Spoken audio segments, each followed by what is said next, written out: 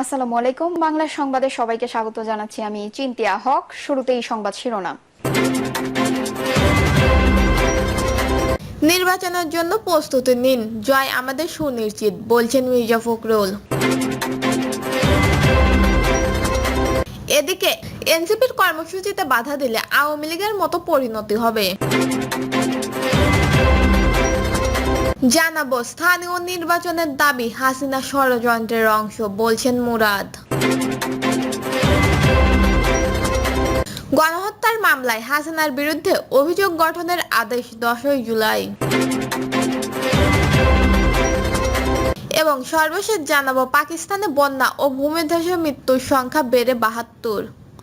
শুনছিলেন সংবাদ শিরোনাম, এবারে বিস্তারিত। নির্বাচনের জন্য প্রস্তুতি নিন, জয় আমাদের সুনিশ্চিত, বলছেন মির্জা ফখরুল। সারা দেশের নেতাকর্মীদের নির্বাচনের প্রস্তুতি নিতে মানুষের কাছে যাওয়ার আহ্বান জানিয়ে মির্জা ফখরুল ইসলাম আলমগীর বলেছেন, নির্বাচনের জন্য প্রস্তুতি নেন, মানুষের কাছে যান, মানুষ যাতে বুঝতে পারে বিএনপি ছাড়া আমাদের কোনো উপায় নাই। নেতাকর্মীদের উদ্দেশ্যে তিনি আরো বলেন, কেউ যাতে আঙুল তুলে না বলতে পারে আমরা জমি দখল করেছি, চাঁদাবাজি করেছি, জায়গা দখল করেছি। জয় আমাদের সুনিশ্চিত ইনশাল্লাহ। সিলেটে যেখানে বেগম খালেদা জিয়া সমাবেশ করেছিলেন সেখানে এবার তারেক জিয়াকে নিয়ে দেখা হবে, জনগণের গণতান্ত্রিক অধিকার প্রতিষ্ঠিত হবে, দেশ রাইটটাকে উঠবে। তিনি বলেন, নির্বাচন যত দেরি হবে দেশ তত পিছিয়ে যাবে, বিনিয়োগ আসবে না, মায়ের মেয়েরা নিরাপদে থাকবে না, জুডিশিয়ার ব্যবস্থা ভেঙে পড়বে, আইন শৃঙ্খলা ভেঙে পড়বে। সেই জন্য দরকার একটি নির্বাচিত সরকার, যেই সরকারের পেছনে রয়েছে জনগণ। এই সময় তিনি অন্তর্বর্তী সরকারের প্রধান উপদেষ্টা ডক্টর মোহাম্মদ ইউনূসকে ধন্যবাদ জানিয়ে বলেন, তিনি লন্ডনে তারেক রহমানের সঙ্গে বৈঠক করে 26শে ফেব্রুয়ারির মধ্যে নির্বাচনের সময় ঠিক করেছেন, এই জন্য তাকে আমরা ধন্যবাদ জানাই। এ সময় তিনি ইলিয়াস আলী সহ সকল গুম হওয়া নেতাদের কথা স্মরণ করেন। তিনি বলেন, এমনি এমনি হঠাৎ করেই শেখ হাসিনা পালায় নাই, বহু মানুষের সংগ্রাম, রক্ত, ত্যাগ মিলিয়ে আমরা ফ্যাসিস্ট মুক্ত হলাম। আমরা তো লড়াই করেছি গণতন্ত্রের জন্য। আমরা একটা রাষ্ট্র প্রতিষ্ঠা করতে চাই যেখানে মানুষ কথা বলতে পারবে, বাক স্বাধীনতা থাকবে, নারীর নিরাপত্তা থাকবে, তরুণরা কাজের সুযোগ পাবে, মানুষ চিকিৎসার সুযোগ পাবে। এমন একটা দেশ আমরা চাই, যেই দেশ তৈরির জন্য নতুন করে লড়াই শুরু করেছি। আর আমাদের এই সংগ্রামের নেতা হচ্ছেন তারেক রহমান। দেশ নেত্রী বেগম খালেদা জিয়া এখনো অসুস্থ অবস্থায় আমাদের পরামর্শ দিয়ে যাচ্ছেন। তিনি আরো বলেন, হাসিনা গণতন্ত্র, ভোট, পত্রিকা বন্ধ করে দিয়েছে, মানুষের মৌলিক অধিকার হরণ করেছে। সেই অবস্থায় শহীদ প্রেসিডেন্ট জিয়াউর রহমান বহুদলীয় গণতন্ত্র এনে নতুন সুযোগ তৈরি করে দিয়েছিলেন। মির্জা ফখরুল বলেন, আমরা সেই দল, যেই দল স্বাধীনতা ঘোষণা করেছে। আমরা একটি গণতান্ত্রিক বাংলাদেশ চাই, কর্মসংস্থান সৃষ্টি করতে চাই এবং বাংলাদেশকে উন্নত রাষ্ট্র হিসেবে গড়তে চাই। সেজন্য 31 দফা দিয়েছি। শহীদ জিয়াউর রহমান যেই বাংলাদেশের স্বপ্ন দেখেছিলেন সেই দেশ আমরা গড়তে চাই। মির্জা ফখরুল ইসলাম আলমগীর বলেন, দীর্ঘ 15 বছর আমরা ফ্যাসিস্টের বিরুদ্ধে সংগ্রাম করেছি। আমাদের প্রায় 60 লাখ নেতাকর্মীর বিরুদ্ধে মিথ্যা মামলা রয়েছে, কয়েক হাজার নেতাকর্মীকে হত্যা করা হয়েছে, 1700 নেতাকর্মীকে গুম করা হয়েছে। সেখানে সিলেটের অত্যন্ত সাহসী নেতা ইলিয়াস আলীও রয়েছেন। ফ্যাসিস্ট সরকার পতনের জন্য বিএনপি অনেক জুলুম ও নির্যাতনের শিকার হয়েছে।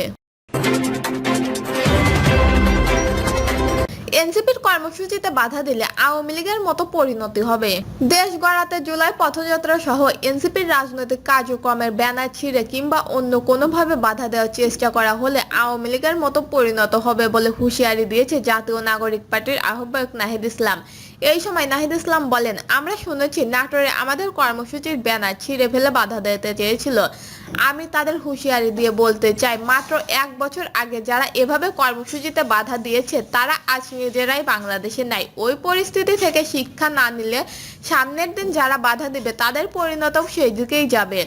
এছাড়াও তিনি আরো বলেন, ফ্যাসিস্ট শেখ হাসিনার বিরুদ্ধে নাটোরের ছাত্র জনতা ঐক্যবদ্ধের কারণে আমরা তাদের পতন ঘটাতে পেরেছি। এবার আমাদের যাত্রা দেশ গঠনের, নতুন বাংলাদেশ গঠন করব আমরা, যেখানে গণতন্ত্র থাকবে, সমতা থাকবে, ইনসাফ থাকবে, দুর্নীতিমুক্ত বৈষম্যহীন বাংলাদেশ গড়ার চেষ্টা আমাদের। দেশ গড়তে সহযোগিতার আহ্বান জানিয়ে তিনি বলেন, আপনারা তরুণদের সহযোগিতা করুন, ঐক্যবদ্ধভাবে আমরা এই বাংলাদেশ বিনির্মাণ করতে পারবো। এছাড়াও জুলাই ঘোষণাপত্র, জুলাই সনদ নিয়ে কোনো টালবাহানা এনসিপি সহ্য করবে না বলেও জানান নাহিদ ইসলাম। স্থানীয় নির্বাচনের দাবি হাসিনা ষড়যন্ত্রের অংশ বলছেন মুরাদ। দেশের জাতীয় ঐক্য অত্যন্ত জরুরি বলে মন্তব্য করেছে ঢাকা জেলা যুব দলের সভাপতি ইয়াসিন ফেরদাউস মুরাদ। তিনি বলেছেন, অনেক দল জাতীয় নির্বাচনের আগে স্থানীয় সরকার নির্বাচন দাবি জানাচ্ছে। এখন এই নির্বাচন হলে দেশে হানাহানি হবে, শেখ হাসিনা এটিই চাচ্ছেন। বুঝে না বুঝে অনেকে সেই ষড়যন্ত্রে পা দিচ্ছেন। জাতীয় নির্বাচনের আগে কয়েকটি রাজনৈতিক দলে স্থানীয় সরকার নির্বাচনের দাবিকে অযৌক্তিক বলে মনে করেন ইয়াসিন ফেরদাউস মুরাদ। তিনি বলেন, দেশের ওপর সরকারের কোনো নিয়ন্ত্রণ নেই। এমন সময় জাতীয় নির্বাচন না দিয়ে স্থানীয় সরকার নির্বাচন দেওয়া হলে দেশে হানাহানি হবে, আর ষড়যন্ত্রকারীরা দেশে এই অস্থিরতাই তৈরি করতে চায়। মুরাদ বলেন, বিগত আওয়ামী লীগ সরকারের শাসন আমলে বিএনপি বিরোধী রাজনৈতিক দলের নেতাকর্মীদের ওপর অব্যাহত নিপীড়ন, হামলা, মামলা, গুম ও নির্যাতনের ঘটনা ছিল ইতিহাসের বর্তমান দৃষ্টান্ত। সেই অত্যাচারের বিধ্বংসতা জনগণ ভুলে যায়নি। গণহত্যার মামলায় শেখ হাসিনার বিরুদ্ধে অভিযোগ গঠনের আদেশ 10ই জুলাই। গণঅভ্যুত্থানের মামলায় সাবেক প্রধানমন্ত্রী শেখ হাসিনা সহ 3 জনের বিরুদ্ধে অভিযোগ গঠনের আদেশ আগামী 10ই জুলাই দেওয়া হবে। সোমবার দ্বিতীয় দিনের মতো শুনানি শেষে বিচারপতি মোহাম্মদ গোলাম মর্তুজা মজুমদারের নেতৃত্বে গঠিত 3 সদস্যের আন্তর্জাতিক অপরাধ ট্রাইব্যুনাল এ আদেশ দেন। শেখ হাসিনা ছাড়াও এই মামলার অপর 2 আসামি হলেন সাবেক স্বরাষ্ট্রমন্ত্রী আসাদুজ্জামান খান কামাল ও সাবেক আইনজীবী চৌধুরী আব্দুল্লাহ আল মামুন। এদিকে অভিযোগ গঠনের শুনানিকে ঘিরে ইতিমধ্যে সাবেক আইনজীবী চৌধুরী আব্দুল্লাহ আল মামুনকে ট্রাইব্যুনালে হাজির করা হয়। সোমবার সকালে তাকে পিজন ভ্যান করে ট্রাইব্যুনালে হাজির করা হয়। এর আগে গত মঙ্গলবার গণহত্যার মামলায় শেখ হাসিনা সহ 3 জনের বিরুদ্ধে অভিযোগ গঠনের প্রথম দিনের শুনানি অনুষ্ঠিত হয়। ওই দিন বেলা 11টা 50 বিচারপতি মোহাম্মদ গোলাম মর্তুজা মজুমদারের নেতৃত্বে গঠিত 3 সদস্যের ট্রাইব্যুনাল এ বিষয়ে শুনানি করেন চিফ প্রসিকিউটর মোহাম্মদ তানজুল ইসলাম। এছাড়াও আসামিদের পক্ষে সেই দিন রাষ্ট্র নিযুক্ত আইনজীবী আমির হোসেন উপস্থিত ছিলেন। আলোচিত এই মামলায় শুনানি ওই দিনের বিটিভিতে লাইভ সম্প্রচার করা হয়। তারও আগে গত 12ই মে জুলাই আগস্টের গণহত্যার ঘটনায় শেখ হাসিনার বিরুদ্ধে তদন্ত প্রতিবেদন দাখিল করেন তদন্ত সংস্থার কর্মকর্তারা। তদন্ত প্রতিবেদনে জুলাই গণহত্যার নির্দেশদাতা হিসেবে শেখ হাসিনার নাম উঠে এসেছে। গত 18ই ফেব্রুয়ারি জুলাই আগস্টের গণহত্যার ঘটনায় শেখ হাসিনার বিরুদ্ধে তদন্ত 20 এপ্রিলের মধ্যে শেষ করার নির্দেশ দেন ট্রাইব্যুনাল। আন্তর্জাতিক অপরাধ ট্রাইব্যুনালের চেয়ারম্যান বিচারপতি মোহাম্মদ গোলাম মর্তুজা মজুমদারের নেতৃত্বে 3 সদস্যের ট্রাইব্যুনাল এ আদেশ দেন।